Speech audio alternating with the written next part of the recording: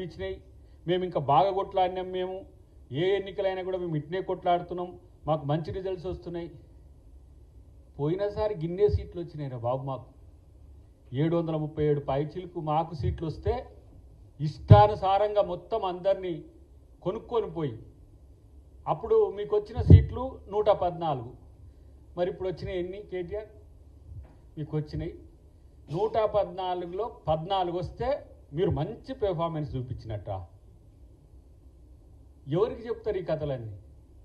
ఏది మీ ఊసేది? కార్పొరేషన్లలో మీ ఊసేది గుండు సున్నా కదా. గుండు సున్నా వాళ్ళు కూడా మస్తు పెర్ఫార్మెన్స్ చూపించినామని చెప్పేసి ఏమో 1-2-3 పేపర్లు 1-2-3 పత్రికలు మీకు అనుకూలంగా ఉన్నట్లలో డాకా బజాయిస్తే ఫిగర్స్ అండ్ ఫ్యాక్ట్స్ ఎడిపోతాయి.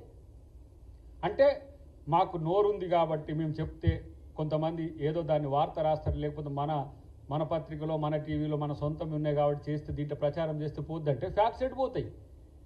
114లో 14 వస్తే మీరు పెర్ఫార్మెన్స్ చూపించినట్ట. 5 కార్పొరేషన్లలో మేము ఇప్పుడు 90 సీట్ల వరకు వస్తుంటే మాకు ప్రజలు వ్యతిరేకంగా ఓటేసినట్ట.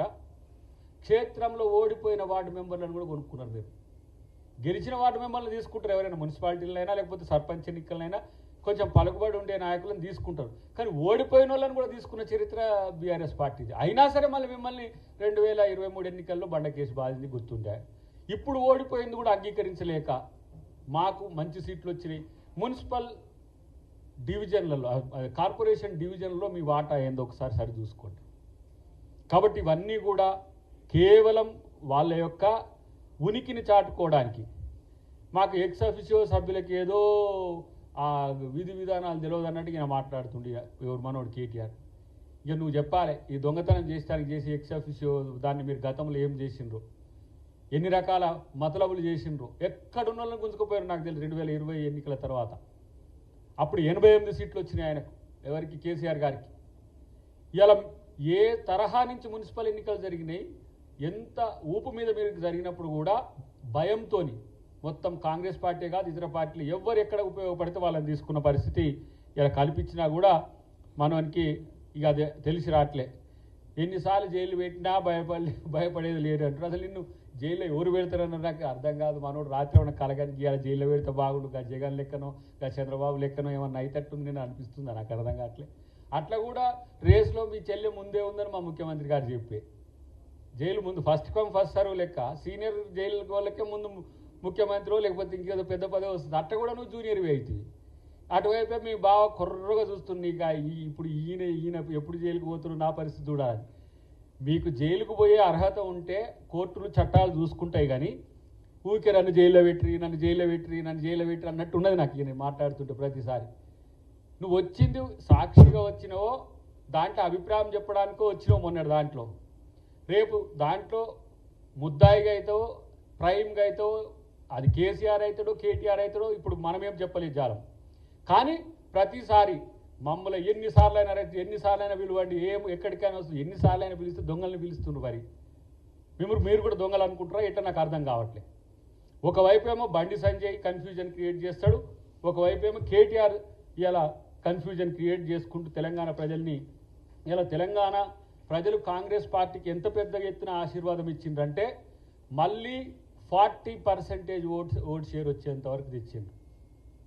గత ఎన్నికల్లో అసెంబ్లీ ఎన్నికల్లో 39.4 సంథింగ్ అట్లా చేంజ్ వస్తే మళ్ళీ ఈసారి గుర్తుతో గెలిచింది. కాబట్టి ఇప్పుడు సర్పంచ్ అయితే ఇండిపెండెంట్గా ఉంటుంది, గుర్తు బలపరిచిన అభ్యర్థిగా ఉంటుంది. కానీ ఇక్కడ ఇలా ఇంత స్థాయి విజయం ఇలా గౌరవ మీనాక్షి నటరాజన్ గారు ఎవరైతే మా ఇన్ఛార్జి గారు ఉన్నారో మమ్మల్ని అందరినీ ఎమ్మెల్యేలు ఎమ్మెల్సీలు ఎంపీలు మంత్రులు పార్టీ ముఖ్య నాయకత్వం పనిచేసే నాయకత్వం సర్పంచ్గా గెలిచిన వాళ్ళని కూడా ఇన్ఛార్జీలు చేసి, ఎందుకంటే వారి సామర్థ్యాలను బట్టి క్షేత్రస్థాయిలో వాళ్ళ యొక్క పని అనుభవం పెరగాలని మీనాక్షి గారు చేసిన ప్రయత్నం.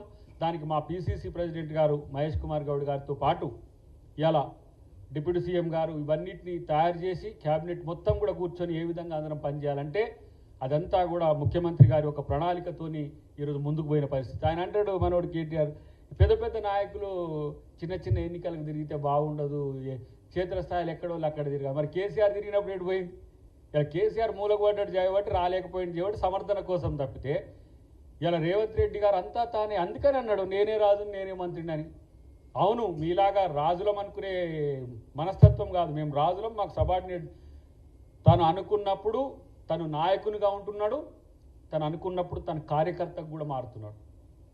నేను 2023 ఎన్నికల్లో నేను ప్రత్యక్షంగా తనతో ప్రచారంలో పాల్గొన్నప్పుడు చూసిన కదా, అంతా తానే చేసే ప్రయత్నాన్ని ఆ రోజు గమనించడం. ఈ రోజు కూడా మీరు చూడండి, మున్సిపల్ ఎన్నికలే కాదు, అవి సర్పంచ్ ఎన్నికలే కాదు, ప్రతి ఒక్కటి తన కన్సర్న్తో జరుగుతున్న పరిస్థితిని గమనించి ఇలా కేసీఆర్ ఏం లేదు ఇంట్లో కూర్చొని అన్ని ముచ్చట పెట్టుకుంటే ఏదో కుట్రలు కుతంత్రాలు చేసుకుంటూ చేసిండు తప్పితే ఏ రోజు క్షేత్రస్థాయి లేదు. ఏమైనా వచ్చిన తర్వాత గెలిచిన వాళ్ళందరూ మనోళ్ళే అని చెప్పి అనలేదా సభాసాక్షిగా?